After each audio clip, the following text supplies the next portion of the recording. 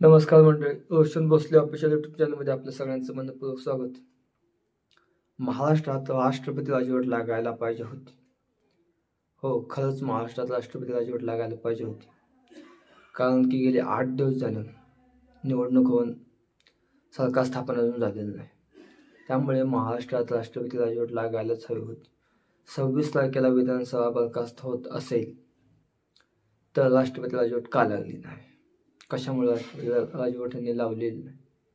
जरी नवीन विधानसभा स्थापन झाली असली, नवीन विधानसभा अस्तित्वात आली असली तरी सुद्धा सरकार अजूनही स्थापन झालेलं नाही. आता कळते की 5 तारखेला यांचा शपथविधी होईल असं कळतंय. अजून तरी तारीख पण फिक्स नाही. आझाद मैदानावर शपथविधी होईल असं पण कळते, पण अजूनही सांगता येत नाही, फिक्स नाही.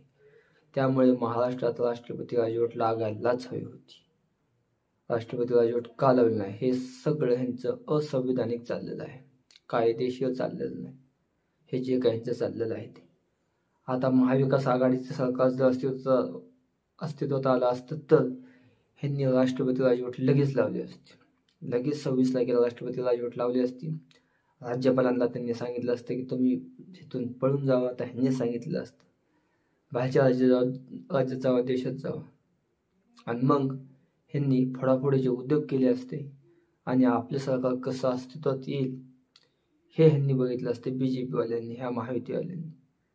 आणि राजकारण खेळून महाविकास आघाडीला तर गोत्यात आणलंच असतं, पण फोडाफोडीचं पण राजकारण केलं असतं. आणि सगळं कायदा म्हणा, संविधान हे त्यांना पायमल्ली तुडवून हे ह्यांनी उद्योग केला असतो आणि सरकार बसवण्याचा प्रयत्न केला असते. फोडा तोडा आणि राज्य करा हे ह्यांचं चाललेलं आहे. 2022 साली कसं काय फोडाफोडीचं फोडाफोडी करून त्यांनी सरकार स्थापन केलं हे सगळ्यांना माहीत. हे काय सांगायची गरज नाही, हे सर्वांना कळत आहे. आणि कायदेशीररित्या सुद्धा अजून त्याचा निकाल लागेल नाही. कोर्टात म्हणा, न्यायालयात ह्याचा निकाल लागायला पाहिजे होतं, पण निकाल लागला नाही. दुसरी विधानसभा चालू झाली तरी सुद्धा ह्या पक्षाचा चिन्हाचा निकाल अजूनही लागलेला नाही. म्हणजे सगळं सिस्टीम, सगळं यंत्रणा मॅनेज करून हे कसं संविधानाच्या गप्पा मारतात BJP-वाले म्हणा, हे माहितीवाले, हे फडणवीस शिंदे संविधानाच्या गप्पा मारून संविधान कसं पायमल्ली तुडवतात हे यातून स्पष्ट होते.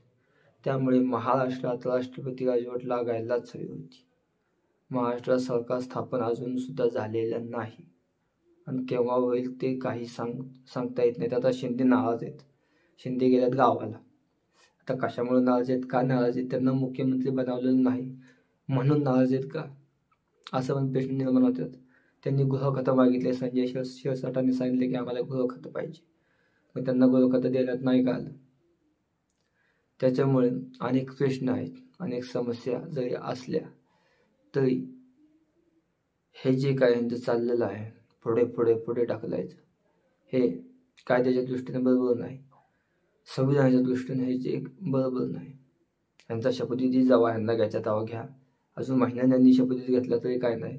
230 ची मेजॉरिटी असून सुद्धा यांनी अजूनही शपथविधी यांचा पार पडला नाही, सरकार स्थापन झालेलं नाही. म्हणजे एवढं प्रचंड बहुमत असताना सुद्धा हे थांबलेले आहेत.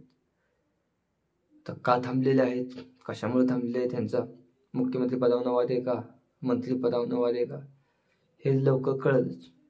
आणि जरी सुद्धा मंत्रिपदावर जरी काही वाद असले तरी अमित शाह मोदी जे सांगतील तसंच होणार आहे आणि तसंच घडणार आहे.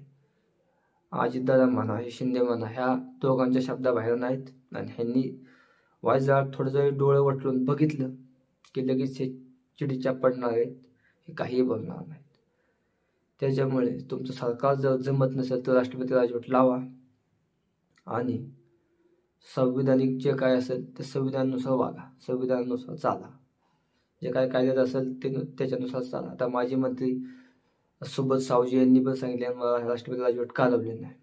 महाविकास आघाडी सरकार असते तर राष्ट्रपती राजवट लावली असती. आज उद्धव ठाकरेंनी पण सांगितले राष्ट्रपती राजवट का लावली नाही, राष्ट्रपती राजवट लागायलाच हवी होती, असं सगळ्यांचं मत आहे.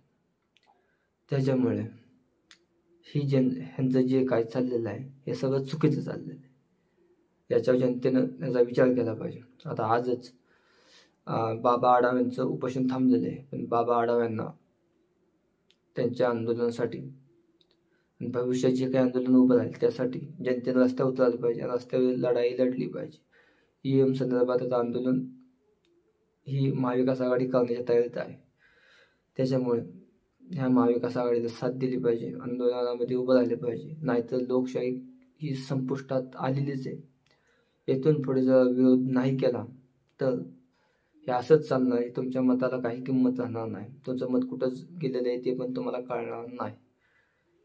त्याच्यामुळे जनतेने याचा विचार करावा. आणि आजचा व्हिडिओ मी आज इथंच थांबवतो. आणि चॅनल सबस्क्राईब करा, लाईक करा, शेअर करा. धन्यवाद.